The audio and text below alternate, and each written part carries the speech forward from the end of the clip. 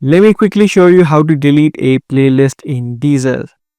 For whatever reason, if you don't like a particular playlist and you want to completely remove it from your profile, let me show you how it is done. Head over to the profile section and tap on the playlist option.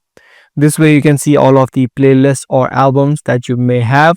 This way you're going to see all of the playlists that you have created inside of Deezer's.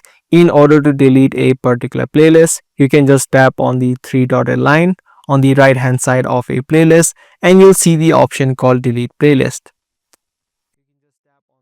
You can just tap on this option and tap on OK.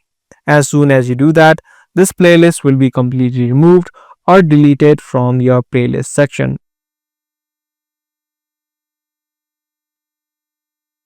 So that's all there is in deleting a playlist in Deezer's. Be sure to give this video a thumbs up and also make sure to subscribe to this channel for more future videos just like this.